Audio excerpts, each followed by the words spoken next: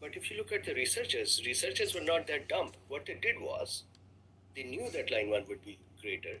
They added the vaccine and then they saw, will line 1 increase from the baseline? So if there are some more hepatoma cells here, there is no vaccine on them, and they produce, I'm just going to make up a number, they produce 10 line 1. Then if you put vaccine on them, will they still produce 10 line 1 or 1000 line 1? That's what researchers were trying to do. So they would pick up those RNAs, then they would amplify them. That is the PCR's function. It takes pieces of RNA or genetic material and just makes copies of it. This is gonna be fucking awesome. So they amplified those RNAs. Oh, yeah. Glow in the dark. Really cool. Once they had amplified the RNAs, now they wanted to understand, from these RNAs, will the actual protein will be formed as well? So if I go back here, if you would read this afterwards, so if you see here, next step, immunofluorescence, staining, and confocal imaging. So here now, they're saying, well, if the vaccine is there and is causing increase in line 1 expression, that makes more messenger RNA for line 1. Will that increased messenger RNA for line 1 now make increased line 1 protein?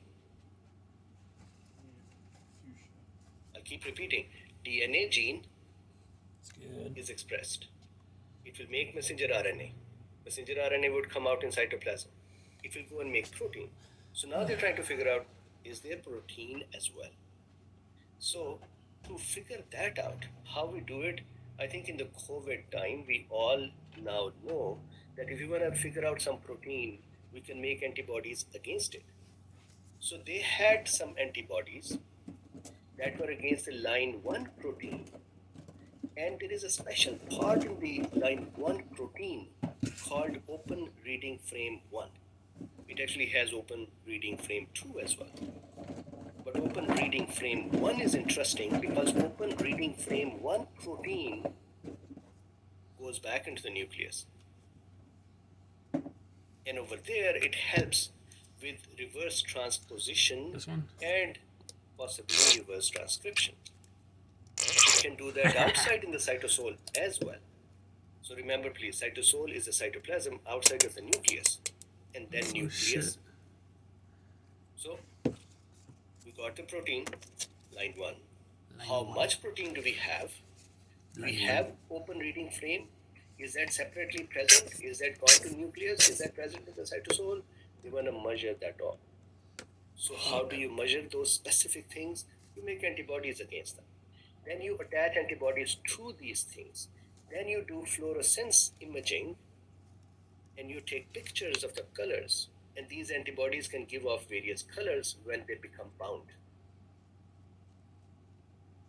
And so those markers, the color, the signals can then be picked up. So what they did was, they took those cells. Now they had 40,000 cells per well on one plate, 40,000 cells. These are those cells that they had vaccine on. Then they put those antibodies on them. Then they took pictures, fluorescent pictures. And that is why I had this little video in here. These are the kind of machines that do it. So these little slots that you see here, these are called the wells. Inside these wells, if you see here the very first diagram or picture, the wells are open. Then in the second one, they're closed and then they are open again. So this all is actually done with these machines. So these cells, if you see carefully here or closely, I don't know if it is evident, on this slide here is this little blotch. That is actually cells. So the machine can bring the cells, put various reagents on it, antibodies on it, then it can do some culture for those things or keep them incubated for some time. Then you can wash them in this machine and then you can start visualizing them. When you visualize them, they look something like this. So you stain them with various antibodies. So now if I go back here, so when I say that we take pictures, this is that kind of a machine that will take pictures. Good. Then what did the researchers do? They went to the next step and said, okay, now we've gotten the RNA, we will measure that. Now we've gotten the proteins data. Did we actually have the DNA as well? So this one here is an antibody against the DNA, and this is an host antibody. This antibody or this material can help identify pieces of DNA. So now they're looking at RNA, they're looking at proteins, they're looking at DNA. Then, how do they measure? Do we have RNA? Where do we have RNA? And so on. So imagine this is a liver cell which has the vaccine in it. Then they have put antibodies on it to figure out line 1 proteins, open reading frame 1 protein, DNAs. What will happen is these things will glow because you have attached antibodies to them that are immunofluorescent or that can become shiny when they are bound. Shiny. So now what they do is they take this whole cell's area Okay. and they measure the total fluorescence from it or total light coming from it. I'm using light as a very simplified way of saying it. They'll see the total light that comes from it. Then they'll see the total light that comes from the nucleus. And if you subtract the light from the nucleus from the total light, then you'll get the light from the cytoplasm. That is how they figure out how much of the material is out in the cytoplasm versus inside the nucleus.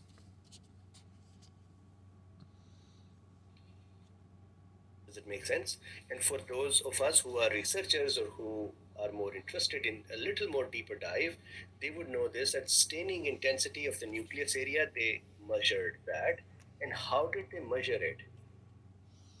You can say, how did you just know that this is a nuclear area in this cell? So what happened was this host stain, if I'm pronouncing the name correctly, this stain and the boundaries of that stain identify the area of nucleus because this stain goes in the nucleus. And then the border of the fluorescence for line 1. So line 1 is present everywhere now. Let me repeat this. Line 1 is a protein that is produced. That protein, after production, some of it will be living in the cytoplasm. Some of it is going to go in the nucleus. We're not talking about the DNA, we're talking about the line 1 protein and open reading frame 1 especially to be translocated in the nucleus or present here. So if you see the boundary of the open reading frame 1 or line 1 protein, that boundary would cover the whole cell. And they can measure the intensity of the light within that boundary. That would give you the total cell's intensity. Then you look at the host stain and look at that boundary, and that would give you nucleus. So then if nucleus is B and the whole cell is A, you subtract the intensity A minus B and you get cytoplasmic intensity. What is it that they did over here? What they did was they wanted to see how much of the line 1 open reading frame 1 stayed within the cytoplasm and how much of that went in the nucleus. We're not talking DNA, we're talking about line 1. They measured this. Why did they measure it? Because it is interesting to see if the open reading frame 1 went into the nucleus, because if it goes in the nucleus, it can then help with the transposition, and if it is outside or inside, it can help with the reverse transcription as well. So they wanted to see if this activity is happening, and if that thing has gone in the nucleus, it would go and actually do some more actions as well. So then what did they do? Then they looked at this, DNA purification. So now they know the RNA sizes or volumes, they know the line 1 proteins volumes. Now they want to see the result of all that, the DNA itself. And of course, there is the cell's own DNA, and then there is the DNA of the vaccine generated DNA. So, how do you separate them from each other? First of all, they open up these cells or they process these cells Just mixing and they a little bit extract what's all the left. DNA out of them. Just like vacuum, you pick up the dust. So, how do they extract the DNA? There are DNA extraction kits. There are various molecules that can bind with DNA and kind of separate it out. That's one. Now, the problem is that if you extract the genetic material from a cell, there may be RNA mixed in there as well because RNA is also genetic material. So, how do they remove RNA so that we are only dealing with DNA?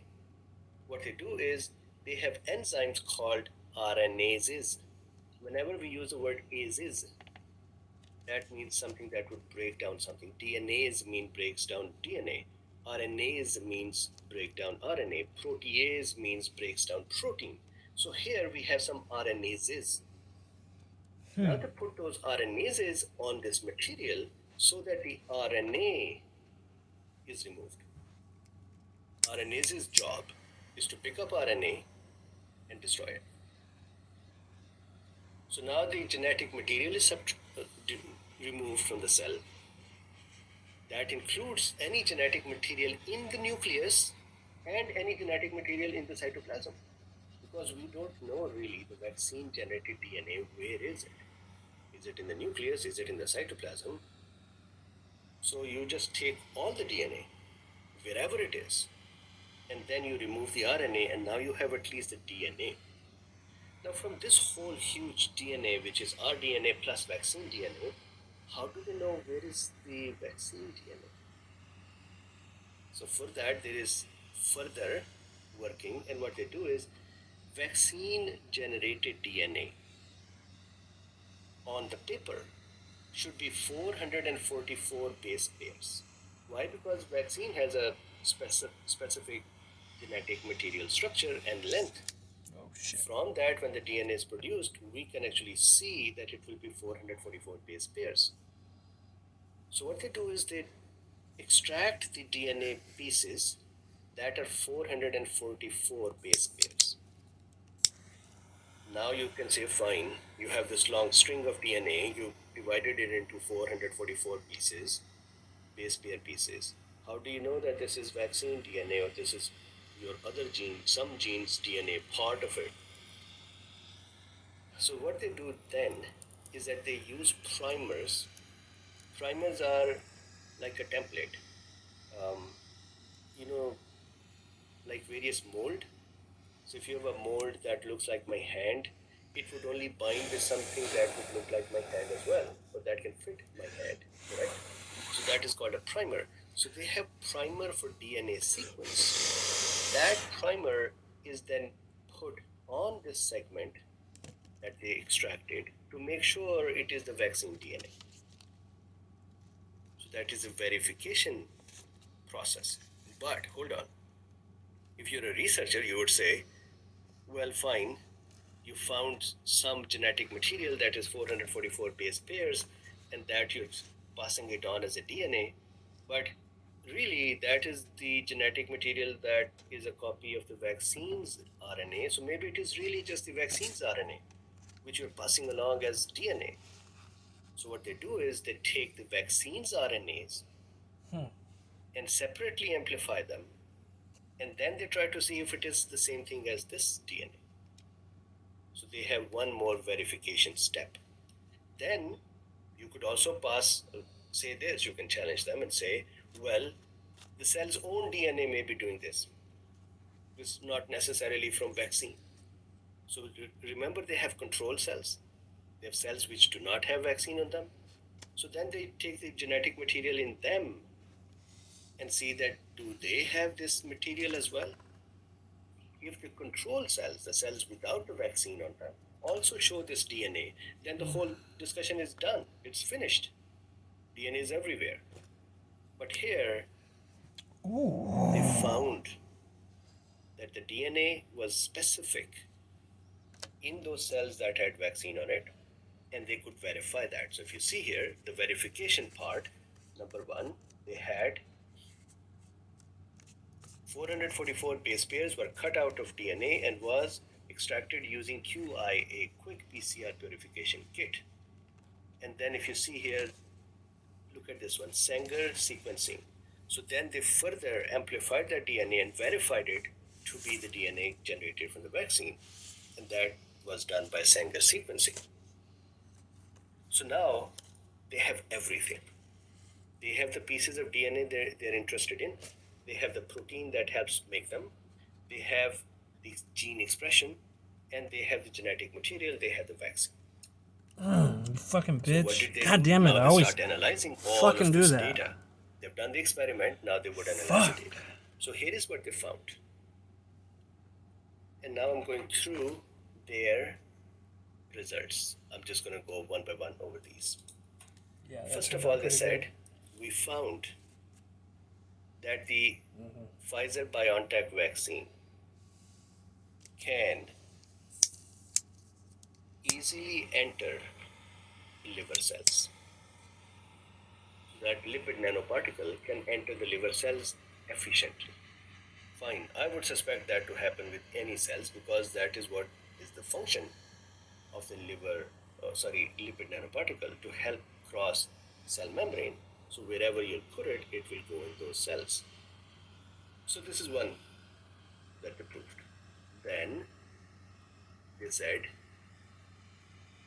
number two, can we say that the human endogenous reverse transcriptor long interspersed nuclear element 1 or line 1 gene was expressed? Remember we discussed it, that if the thinking is if you put the vaccine in a cell and it goes in the cell, it can trigger line 1 gene expression to make more line 1, which will make DNA. So they started looking in the nucleus and the RNA coming out of the nucleus for line 1. And they found that yes, RNA was found. That was for line 1, and it was found in greater quantities in the vaccinated cells. So if you go down here, this is what they're showing. This is control, this is vaccine. This is control, this is vaccine. This is control, this is vaccine. Or really control V1, V2, various doses of vaccine and so on.